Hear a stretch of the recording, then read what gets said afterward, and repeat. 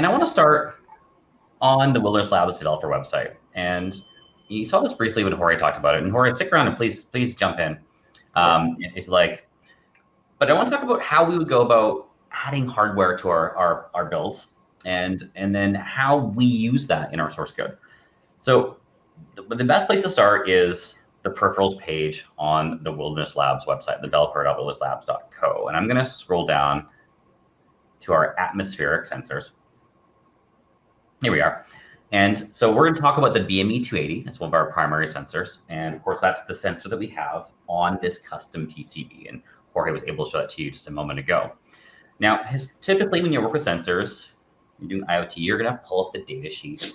You're going to look at how all the communication protocols. Now, a lot of these are standard, and the BME 280 is a fun one because it uses both SPI or I2C communication protocols, and those are well standardized to a point, and they're well known. But that's the data communication protocol. But the data that the devices expect, and the format and the packages that they return, well, that rides on those protocols, on those communication buses. And so those are not always standardized. And so we typically have to learn that, sometimes pulling apart bits and bytes to get the information out we need.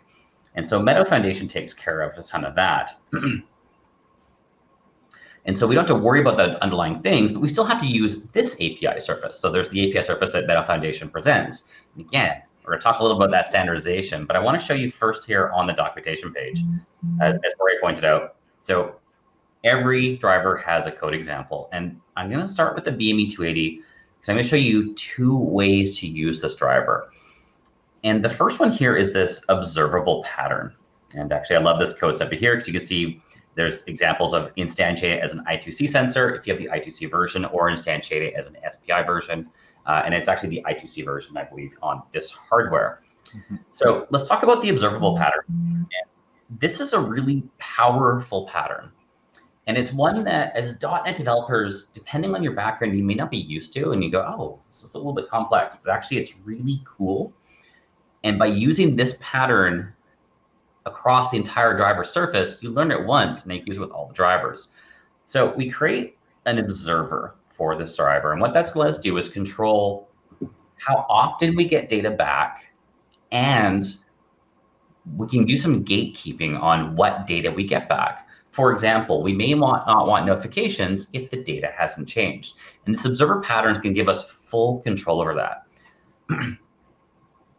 So first thing first is the handler, and this is the result. And now in the code sample, it's just a console write line. It's just spitting out some data. But this is where you would attach it to the rest of your code.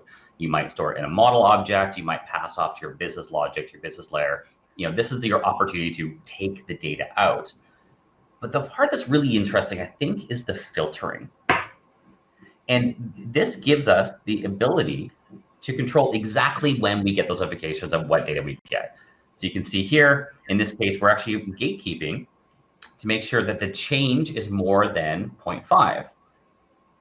But Jorge, since you're here, so 0.5 what? What's that 0.5?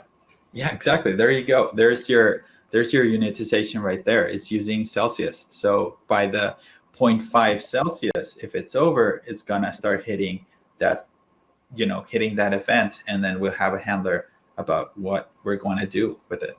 So. Absolutely, and I love that. And this is a great example. And we'll show you a little more in the code. We'll do a little bit of live coding. But we can, of course, this could be Fahrenheit if that's your preferred measurement. I love that you said Kelvin as well. I have a physics background, so Kelvin is near and dear to me. So yes, we get it in the units that we want. We have a meaningful value here if it's more than half a Celsius change. And in this case, this is a more complex check. So we also add in the humidity. And so this, again, meet your build needs. You can do some filtering here, and then only get the notifications. And what we do here is we build the observer, and then we pass it into subscribe method. So we pass in the consumer object or consumer reference into the sensor, and then we subscribe to the updated method.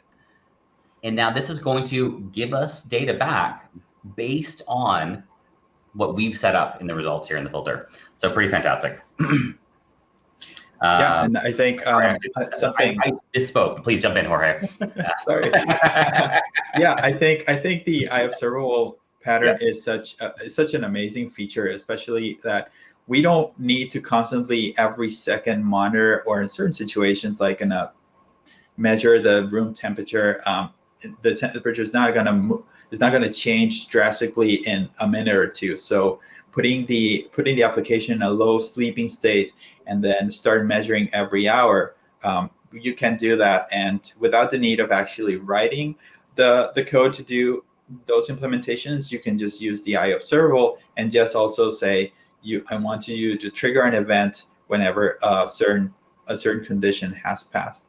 And so what I see there in your sensor start updating, you can specify how often you want to show, you want to start the application to activate. In this case, we're doing a time span from seconds, 1. In this case, it'll be 1 second. So each second, your board is going to constantly be monitoring the temperature of whatever you're measuring. So yeah, pretty cool.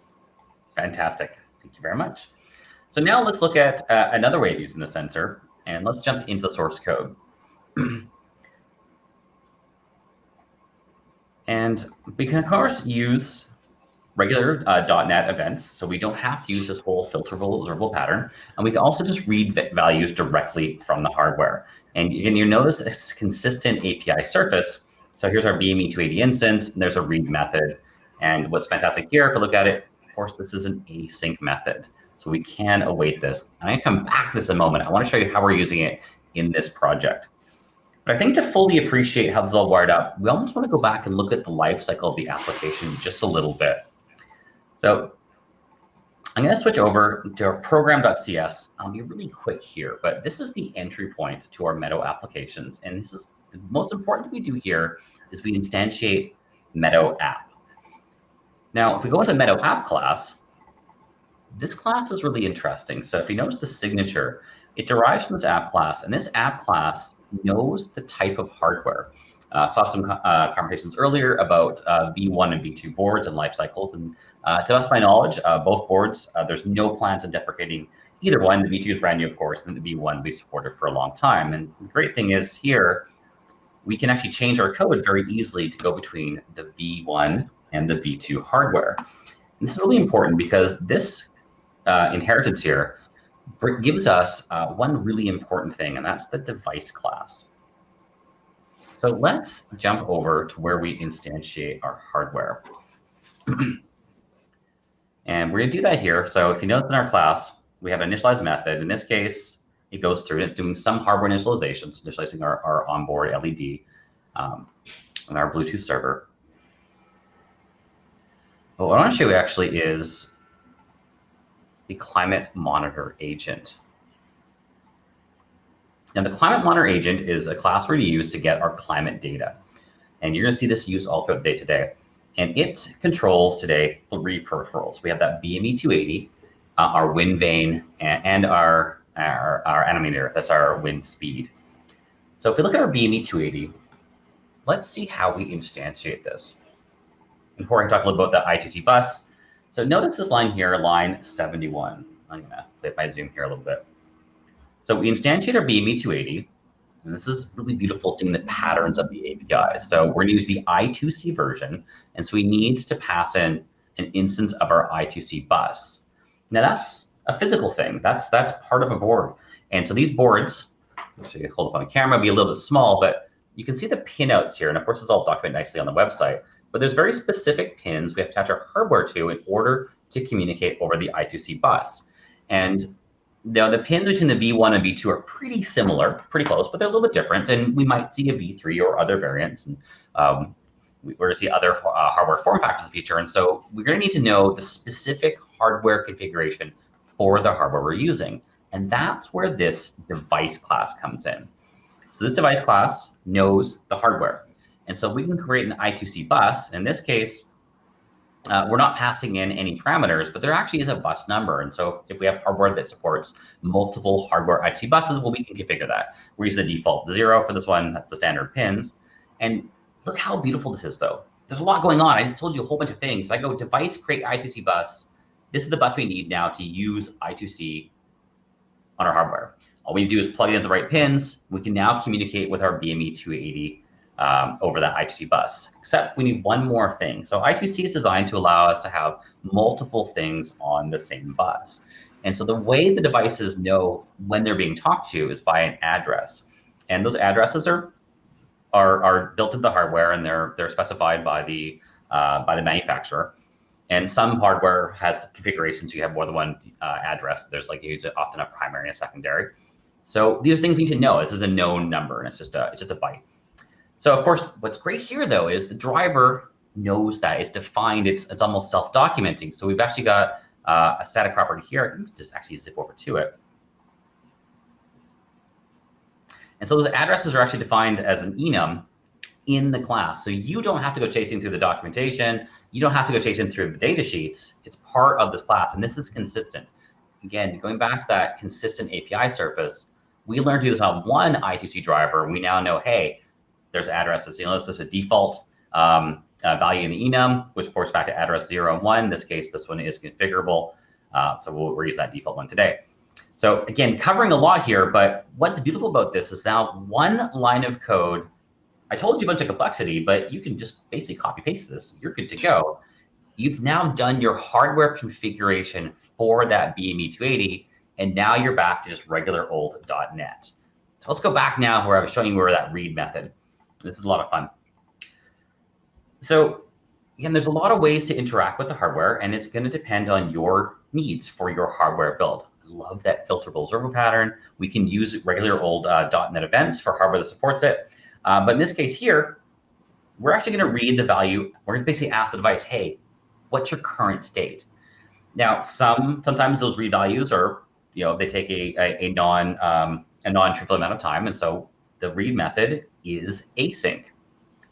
Now, what we're doing here, this is a lot of fun. So we're actually caching off the task. So the BME task through the var.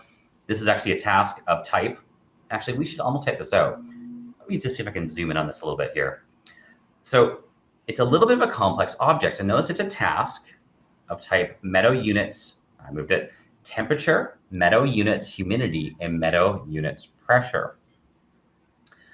And so we have a tuple here that's going to come back and give us access to those three values. This is why I love the var. This is why I love the C# language. We had a whole bunch of complexity in that those three little letters. So we now can have a task that's going to represent this tuple with temperature, humidity, and pressure.